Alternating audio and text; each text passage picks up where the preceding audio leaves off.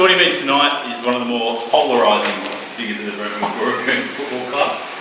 A wearer of many hats, and that's not just because of his hair. He's the club president, he's a junior football coach, and a sun protection advocate. I am, of course, referring to Tom Atkinson. He joins me on the eve of his 200th game. Welcome, Tom. Welcome, mate. Tom, your power, your pace, and your hairline, all receiving. Has 200 games taken its toll? More powerful than I was, to be honest. But yeah, 200 games has been a lot, mate. 12 years.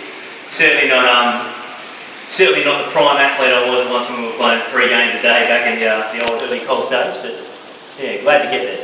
Good mate. Look, as I mentioned in my intro, you have been one of the more polarising figures.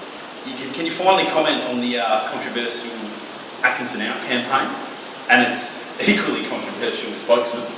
Richo from Coma. Yeah, look, Richo's been a long-running advocate of the Atkinson Out. To be perfectly honest, I'm just glad he's been able to put together a campaign. I mean, this is a kid I've grown up with who struggled with things like tying shoelaces, writing in straight lines, cutting straight, and just, I've seen him walking a wall before, you know. So he's been able to formulate a plan, get some people behind it. I'm proud of the guy, to be honest. Obviously, it was never going to work. The guy's a dead-set dickhead.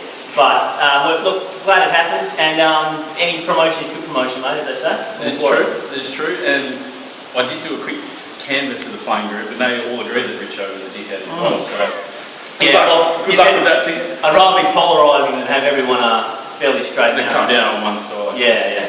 Alright, we've put that to bed, and as I said, I canvassed some of the playing group about Richo, and also canvassed them some questions or some anecdotes about you. First one we got is from Richo. Beautiful.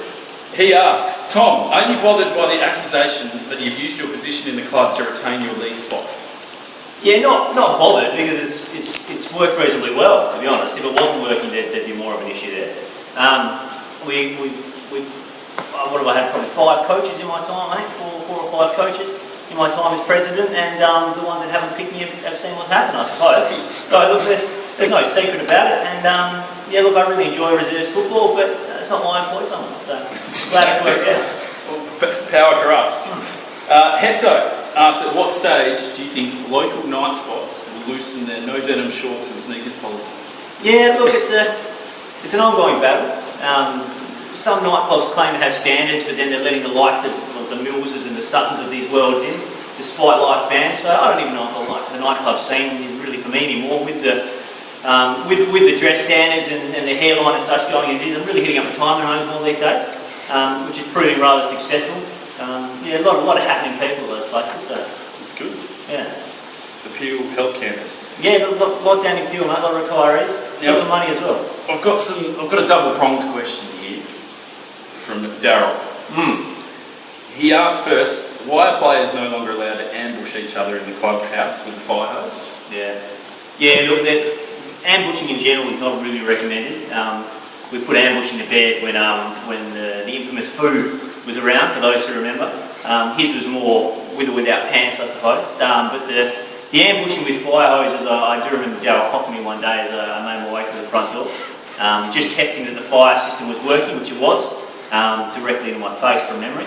And it was a good event.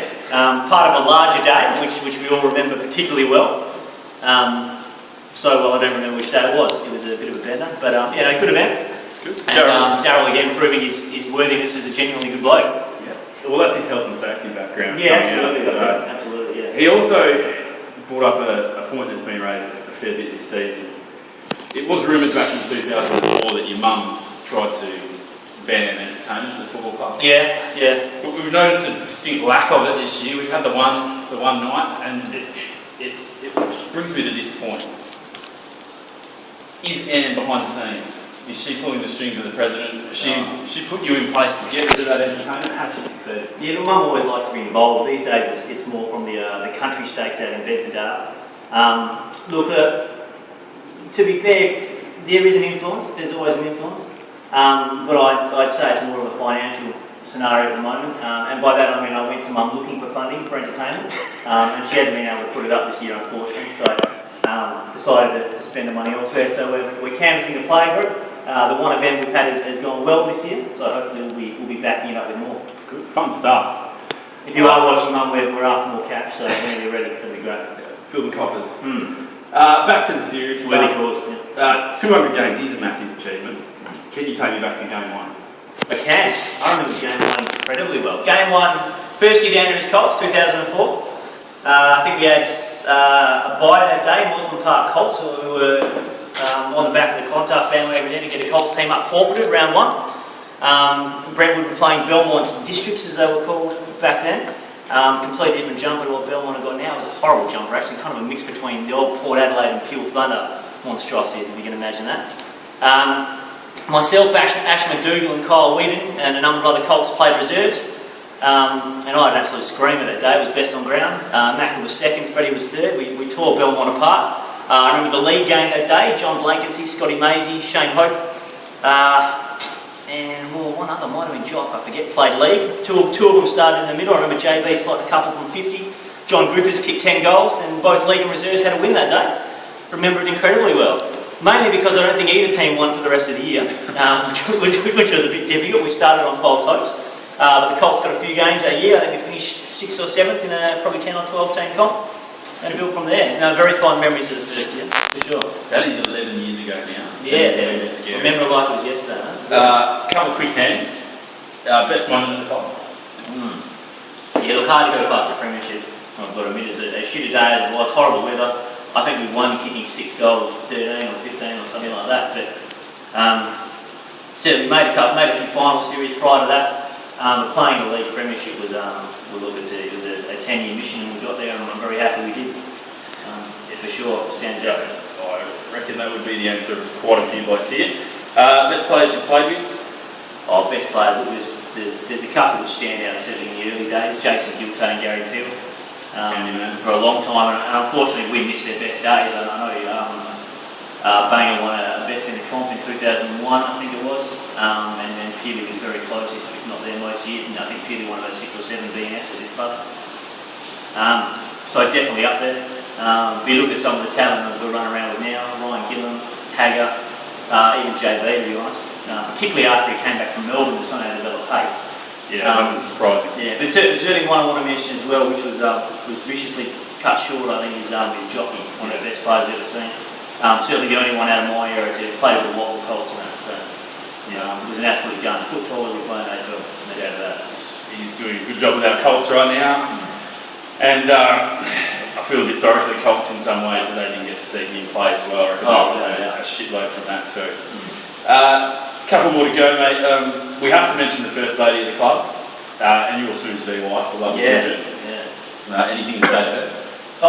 Just thanks for your help. I think there's I'm very sarcastic a lot of the time about Bridget's involvement, but the reality is, without her love and support, I wouldn't be able to do a quarter of what I'm doing now.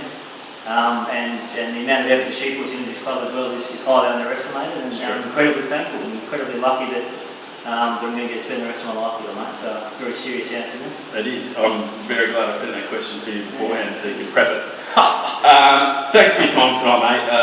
All the best on the weekend. Hopefully we can get up at Corinda for you. Just want to fucking win. Yeah, exactly. You're a top bloke, mate, an ambivalent leader, and Brentwood is very lucky to have you. Cheers. Good night. Appreciate it.